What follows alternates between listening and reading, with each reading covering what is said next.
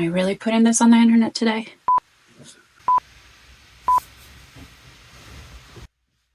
What is that? Does that look okay? Let me go get a tea.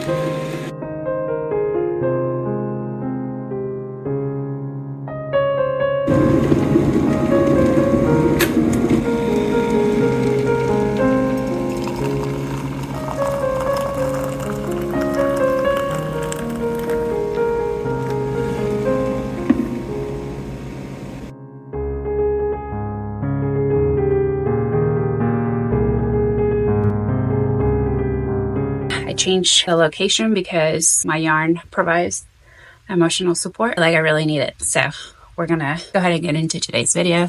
Hi and welcome back. If you're returning, welcome. If you're brand new, my name is Layla and my channel is called Thrive Nest. Today we're going to be talking about a topic that is very personal to me, and that is how I feel that YouTube is changing my life with less than 100 subscribers at this time. I came across one of these videos a few months back, and it was this girl talking about how YouTube's changing her life with less than 500 subscribers, and it just really resonated with me. Hold on, I'm getting a call. It just really resonated with me, and it made me really think about my journey here on YouTube and my experience through all of this. So back last year, March 10th, coming up to a year now, was when I first uploaded my first YouTube video. Let's backtrack 2 days. 2 days prior to that, March 8th, I uploaded a short, and it was a what I eat in a day on a paleo reset short. Very quick. It was just me kind of making random clips of my, what I eat throughout the day at the office, at home, and things like that. And so the next day when I got to work and I'm, kind of setting myself up for the day, I remember, and then I went to look at the video and it had over 200 views. And I was just like, what was interesting was that it's not an edited video or anything like that. There was no voiceover, no music. It was just me kind of clipping videos together and then just hit send and publish. That was like the little burst of confidence that I needed to get myself started. So March 10th, I go ahead and upload my first video. It was about 18 minutes long, and it was a Sunday reset with me. And looking back now, I've learned much about editing, lighting, angles, filming, voiceover, just literally, and then like so much knowledge about how to,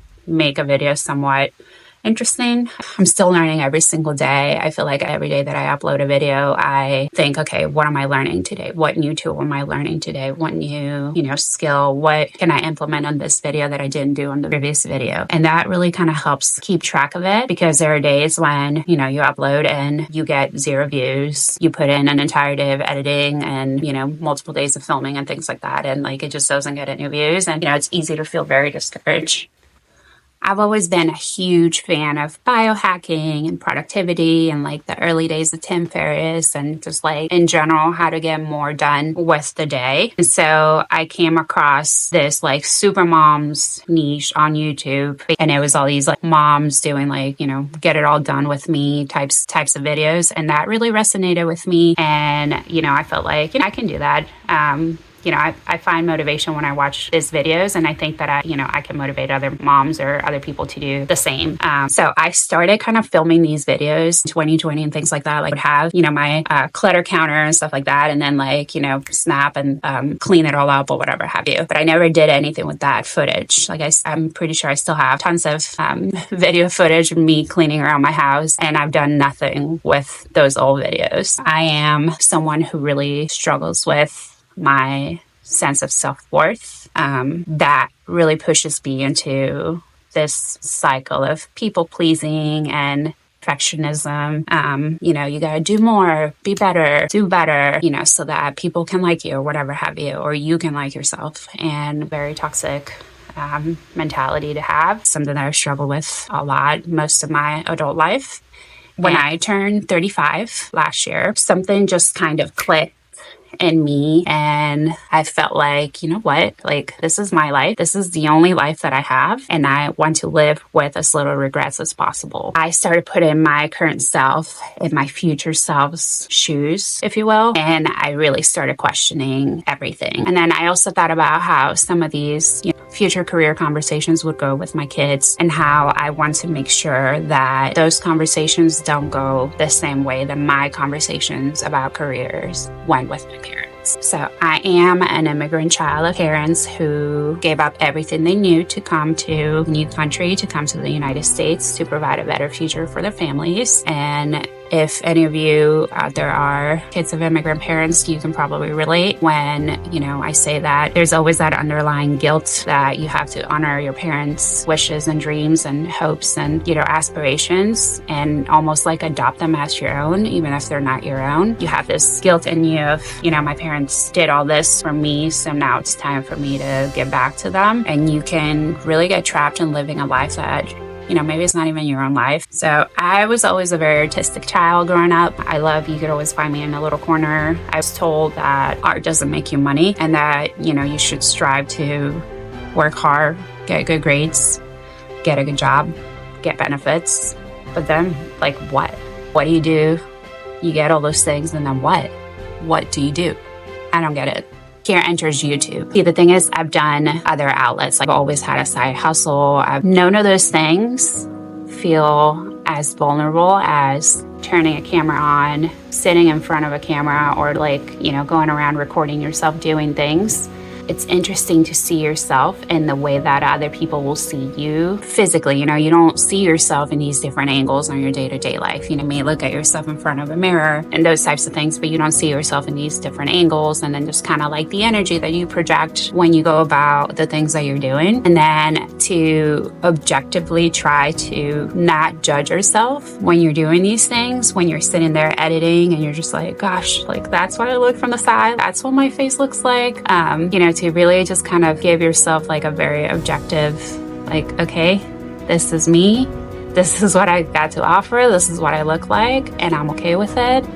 And, kind of peel through that. The message that you have is more important than the way that you think you look or feel. That is very powerful. And that is something that I've achieved through putting myself out there in this platform. It feels very liberating. Being here on YouTube gives me that platform to really explore myself and, in those situations where I challenge myself, and hopefully I challenge you. If someone's day is brighter because of something I say or because of something I do, and if anything that I potentially do motivates you to be a better person, then, that's winning to me. That makes this whole thing well worth this point. I don't feel that I am passionate enough about one specific topic to just narrow myself down to that. I'm exploring things like I said, decluttering and hacks and things that I can do to become a better mom, and things to become a better wife, and my fitness journey and my side hustle journey, my financial journey, so all these different topics that I'm very passionate about, and I feel will help me become the person that I want to become. And so because my channel is a little bit smaller, I'm not niche down to anything specifically, which is beautiful because it, like I said, it gives me that creative outlet to explore all these different topics. I have a goal to upload 100 videos here very soon.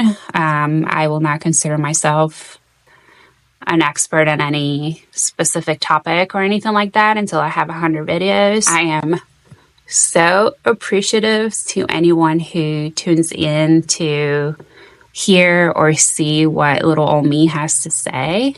To feel like I have a voice. It feels amazing, and I am so thankful to anyone who cares about what I have to say to be here with me. Thank you for letting baby me to live out her creative dreams. And like I said, my hope is that someone's day is a little bit brighter because of something I say or do that that is the ultimate goal. I know the struggle is real when it comes to feeling like you don't know where you are in life. Again, as a 36-year-old who quit her corporate career, who is kind of, who sold her house, like who is just trying these different things where, most of our friends are settling into their homes and adding pools to their homes and starting over. It's scary, but it's so fascinating. It just feels so good to be challenged in that way. Thank you again for tuning in, and I hope that you will consider subscribing, and I can't wait to see you on our next video.